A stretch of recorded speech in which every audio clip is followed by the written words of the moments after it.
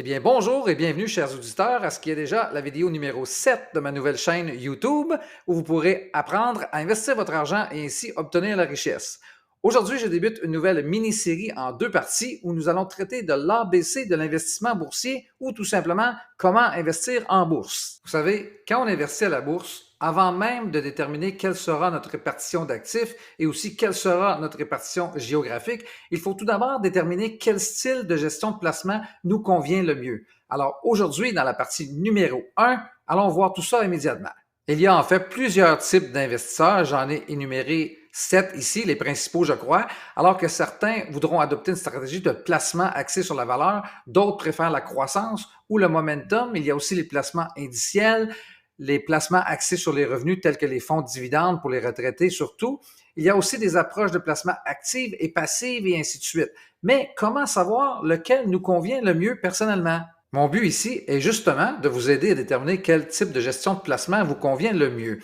Nous allons donc regarder très brièvement chacune d'entre elles en commençant par la stratégie axée sur la valeur.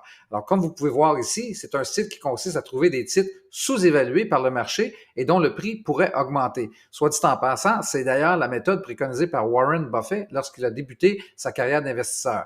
Mais, comme vous pouvez vous en douter, c'est un style de gestion qui demande à ce qu'on fasse nos recherches. On doit être un petit peu expérimenté au niveau de la bourse et pouvoir déterminer en effectuant la lecture des états financiers quelles entreprises sont sous-évaluées et donc susceptibles d'augmenter en bourse. Passons maintenant au style axé sur la croissance, qui, vous l'aurez deviné, consiste à repérer des actions qui augmentent rapidement et dont le potentiel de croissance est très élevé. Et là, on parle surtout des industries, des entreprises de haute technologie.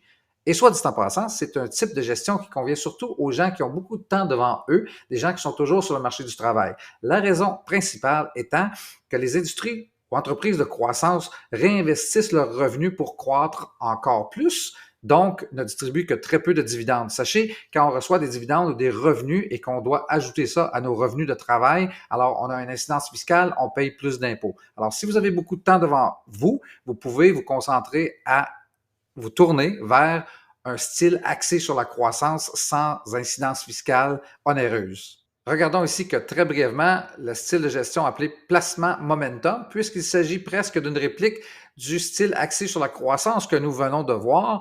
Par contre, ici, les investisseurs recherchent des sociétés ayant vraiment le vent dans les voiles, donc des indicateurs de momentum positif, hausse de bénéfices, des revenus, hausse du cours de l'action et ainsi de suite. Ce qu'on pourrait appeler des actions au goût du jour. Le prochain ici, le placement indiciel, en est un que je considère très important, puisque d'ailleurs, mon épouse et moi préconisons ce style d'investissement, du moins pour une partie de notre portefeuille. Il consiste à investir dans un panier d'actions qui reproduit un indice précis, comme par exemple le S&P 500. Les investisseurs dans les indiciels cherchent à obtenir le même rendement qu'un indice lui-même. Donc, si la bourse augmente, vos placements augmentent de façon équivalente et sans avoir à payer les coûts plus élevés associés aux fonds gérés activement. D'ailleurs, les fonds indiciels ne paient que très peu de dividendes, ce qui fait en sorte que vous n'aurez que très peu d'incidence fiscale tant et aussi longtemps que vous ne vendrez pas vos actions. Et à ce moment-là, vous ne paierez des impôts que sur vos gains de capitaux.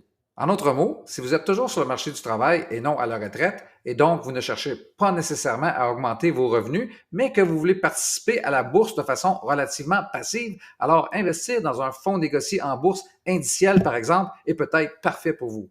Les fonds de dividendes ici sont réellement mes préférés. Tantôt, je vous parlais des fonds indiciels. Alors, ceux-ci représentent 21 de notre portefeuille. Dans le cas des fonds de dividendes, on parle de 58 de notre portefeuille. Ici, on veut trouver des fonds négociés en bourse, particulièrement dans notre cas, c'est ce que nous préférons.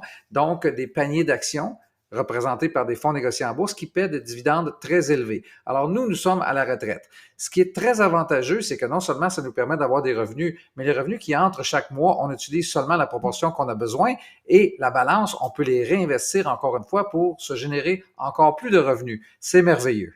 Et il y a aussi l'approche de placement active et comme vous allez voir, les investisseurs de cette catégorie sont souvent très actifs. D'ailleurs, ils cherchent à vendre et acheter des actions pour surclasser le marché. Ceux-ci utilisent diverses techniques, l'analyse fondamentale, l'analyse technique et des stratégies de négociation axées sur les nouvelles. En d'autres mots, vous n'avez peut-être déjà entendu parler, on les appelle communément les day traders. Puis, à l'opposé, nous avons l'approche de placement passif qui est en fait un exemple de ce dont nous avons parlé tantôt, c'est-à-dire les placements indiciels. Pour les gens qui ne veulent pas nécessairement transiger à la bourse, vendre et acheter des actions de manière journalière ou même mensuelle, mais qui veulent participer au rendement de la bourse sans avoir à payer les coûts plus élevés associés à la gestion active. Alors, ma question pour vous maintenant est la suivante. Lequel de ces styles de gestion de placement correspond le mieux à votre profil d'investisseur? Faites-moi le savoir dans les commentaires au bas de cette vidéo. Et d'ailleurs, ne manquez pas la prochaine, puisque dans la partie 2, nous allons aborder quelque chose d'autant plus important, c'est-à-dire comment diversifier son portefeuille en choisissant bien ses catégories d'actions, mais aussi son allocation géographique. J'aimerais d'ailleurs vous remercier beaucoup pour votre attention lors de ces 7 premières vidéos et je vous demanderai une petite faveur, c'est-à-dire de partager celle-ci, cette chaîne YouTube avec vos parents et amis, nous faire des likes. C'est important pour la pérennité de cette chaîne YouTube. Ça m'aide vraiment beaucoup. Alors, je vous en remercie d'avance. D'ici notre prochaine vidéo, je suis Marc Aubin. À bientôt.